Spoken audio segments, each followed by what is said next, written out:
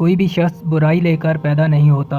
اللہ تعالیٰ اپنے نظام کے تحت خیر و شر کی پہچان و دیت کر کے زندگی عطا کرتے ہیں۔ اس کے بعد والدین، گھر اور معاشرہ انسان کی شخصیت پر اثر انداز ہونا شروع ہو جاتا ہے۔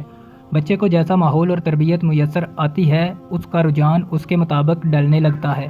اگر وہ والدین کو دین سے قریب اور بعمل دیکھتا ہے تو اس کی شخصیت میں ودیت کردہ اچھائی و برائی میں تمیز کرنے کی صلاحیت اجاگر ہوتی چلی جاتی ہے، جبکہ اگر ایسا ماحول مل جائے جو دین کی تعلیمات سے مختلف ہو تو اللہ تعالیٰ کی طرف سے عطا کی گئی خیر و شر کو پہچاننے کی صلاحیت دبتی چلی جاتی ہے۔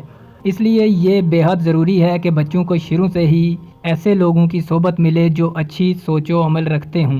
بچوں کو شروع سے ہی دین کے متعلق معلومات فراہم کرنے کا سلسلہ شروع کر دینا چاہیے، جس میں اللہ تعالیٰ کی ذات، انبیاء اور قرآن و سنت کی اہمیت کا احساس پیدا کرنا چاہیے، اور اس کے ساتھ ساتھ دوسروں کے ساتھ حسن سلوک کا رویہ رکھنے کا عملی اظہار کرتے ہوئے تربیت کرنی چاہیے۔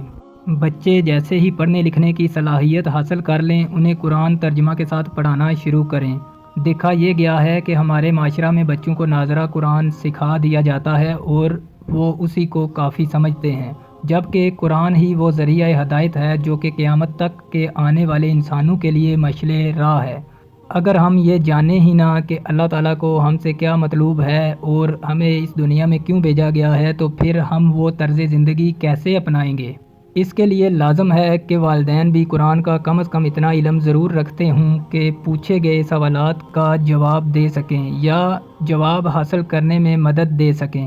اگر بچوں کو ذہن میں اٹھنے والے سوالات کا تسلی بخش جواب نہیں ملے گا تو یہ نقصان دہ بھی ہو سکتا ہے۔ اس کے ساتھ ساتھ عبادات کی اہمیت اور پابندی کی تربیت دیں اور انہیں اس کے مقصد سے بھی روشناس کروائیں۔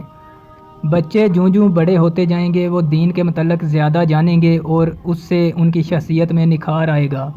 وہ یہ جان سکیں گے کہ یہ زندگی کیوں ملی ہے اور اسے کس طرح جینا ہے، لوگوں سے کیسا برتاؤ کرنا ہے۔ خود دوسروں کی مدد کریں اور بچوں کو بھی اس طرف راغب کروائیں، بلکہ صدقہ و خیرات ان کے ہاتھوں سے دلوائیں تاکہ انہیں خوشی محسوس ہو اور وہ اسے اپنائیں۔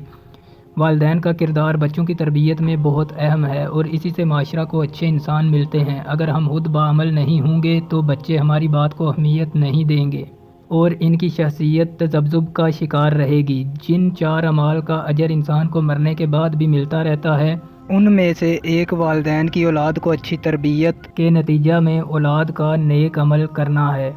اس کے نتیجہ میں اولاد جب تک وہ نیک عمل کرتی رہے گی، والدین بھی حصہ پائیں گے۔